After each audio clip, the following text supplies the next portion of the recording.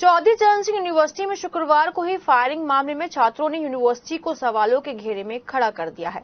छात्रों का आरोप है कि पुलिस द्वारा गिरफ्तार किए गए 5 छात्रों में 2 छात्र वो भी हैं जिनका फायरिंग की घटना से किसी भी तरह का लेना देना नहीं है। ये वो छात्र हैं जो छात्रों के लिए यूनिवर्सिटी में लगातार आंदोलन करते रहते हैं और छात्रों की आवाज पुरजोर तरीके से उठाते हैं। छात्रों ने कहा कि छात्रों को जिस तरह से उठाया गया वो कई सवाल खड़े कर रहा है।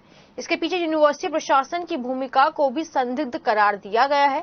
इन दोनों छात्रों पर 307 की धारा लगाने को लेकर कहा कि ऐसा लग रहा है कि यूनिवर्सिटी में छात्रों की समस्याओं को पुरजोर तरीके से उठाने वाले छात्र नेताओं को बदमाश बनाने का प्रयास किया जा रहा है। छात्रों ने chief proctor professor Birpal Singh को ज्ञापन देकर गलत तरीके से फंसाए गए छात्रों को मदद करने की मांग की। इस पर चीफ प्रॉक्टर ने छात्रों को आश्वासन दिलाया कि किसी भी बेगुनाह को नहीं फंसने दिया जाएगा।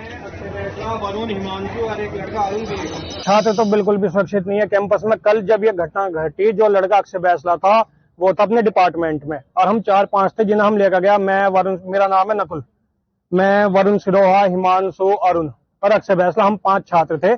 हम 5 के 5 यहाँ से और इधर को जाए थे रजिस्ट्रार पे। जब यहाँ भीड़ लग रही थी देखने, हम देखते हुए वीसी ऑफिस पहुंचे। वीसी ऑफिस पे जब हम पहुंचे तो वहां से पुलिस आई।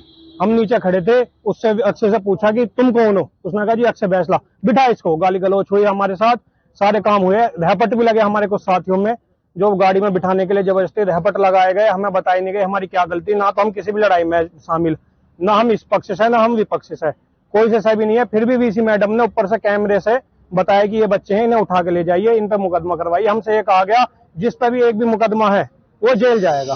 वो घटना जो आरोपी हैं, जो पीड़ित हैं या जिन्होंने वो घटना घटी है, जो गोलीबारी घटना, उस संबंध में इन छात्रों का कोई संबंध नहीं है।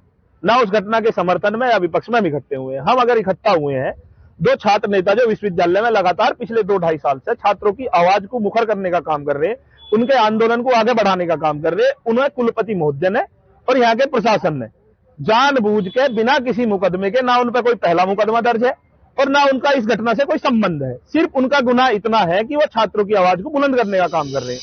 तो सुरक्षा व्यवस्था पर बिल्कुल ये फेल है। लगातार पिछले कई वर्षों से अरबों रुपए जो है सुरक्षा के नाम पे उन्होंने डका रहे हैं और मुझे ऐसा लगता है कि कम सुरक्षा कर्मी लगा रखे हैं और पैसा जो है होमगार्ड विभाग को जो जाता है विश्वविद्यालय से ज्यादा जाता है और सुरक्षा के नाम पर केवल यहाँ एक ढकोसला है। लगातार पिछले 1-1.5 महीने में ही कम से कम 20 घटनाएं ऐसी हो चुकी हैं जिसमें गोलीबारी घटना सामने आई है।